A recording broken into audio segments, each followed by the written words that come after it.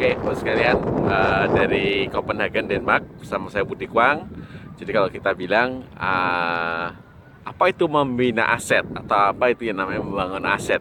Jadi kalau kita bilang ada kata-kata yang mengatakan ya, yang kaya makin kaya, yang miskin makin miskin. Sebetulnya kalau kita bilang Bapak Ibu setuju tidak setuju, tapi kata-kata itu betul-betul terjadi. Kenapa bisa demikian?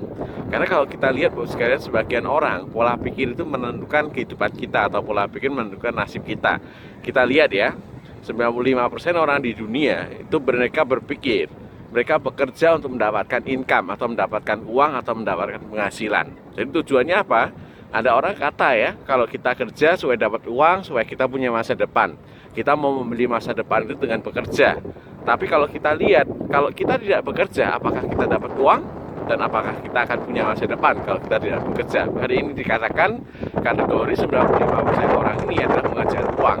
Tapi kalau kita lihat sekalian, ya ada sebagian orang di dunia ini, 5% orang mereka berpikirnya berbeda.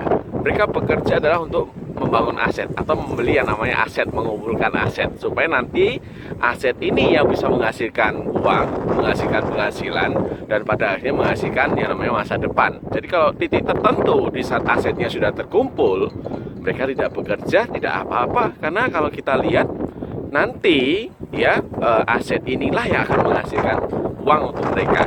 Nah, kamu kita lihat terus sekalian, kenapa ya yang kaya makin kaya, yang miskin makin miskin? Karena orang-orang kaya itu selalu mengumpulkan yang namanya aset mereka. Kalau kita bilang secara konvensional, mereka membeli yang namanya properti ya, supaya bisa menghasilkan uang buat mereka.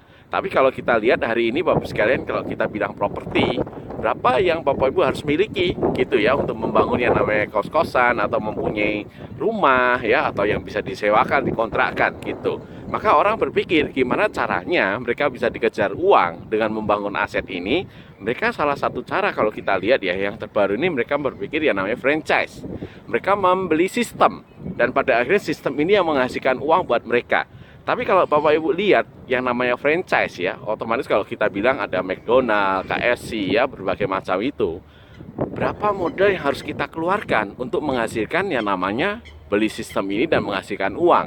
Maka kadang kalau kita lihat ada yang beberapa dari kita ya berpikir franchise-nya yang murah atau yang waralaba yang lokal gitu ya.